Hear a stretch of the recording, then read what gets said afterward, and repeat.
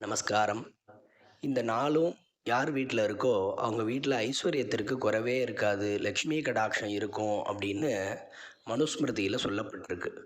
திருநாணி பூமி ருதகம் வாக்படுத்தும் ச சூன்றுதா அப்படின்னு. முதல்ல திருநாணி ஒருத்தர் வீட்டுக்கு வரா அப்படின்னா அவங்கள வாங்கன்னு சொல்லி மனசார உள்ளே கூப்பிடணும். அது விரோதியாக இருந்தால் கூட உள்ளே கூப்பிடணும். அடுத்தது பூமி, உட்கார்றதுக்கு அவளுக்கு ஒரு ஆசனம் கொடுக்கணும். அதாவது சேரோ இல்லை இந்த சோபாவில் உட்காருங்கோ அப்படின்னு சொல்லணும். மூணாவது உதகம், அவளுக்கு குடிக்கிறதுக்கு ஏதாவது கொடுக்கணும். குறைஞ்சபட்சம் தண்ணியாவது கொடுக்கணும் அவள் குடிக்கிறதுக்கு. அடுத்தது வாக்படுத்தும், முதல்ல அவள்கிட்ட குசலம் விசாரிக்கணும். சௌக்கியமாக இருக்கீங்களா, வீட்டில் எல்லோரும் நல்லா இருக்காங்களான்னு நலம் விசாரித்தல்.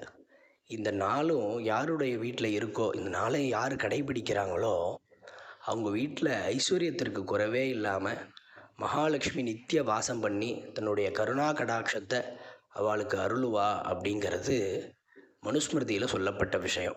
நமஸ்காரம்.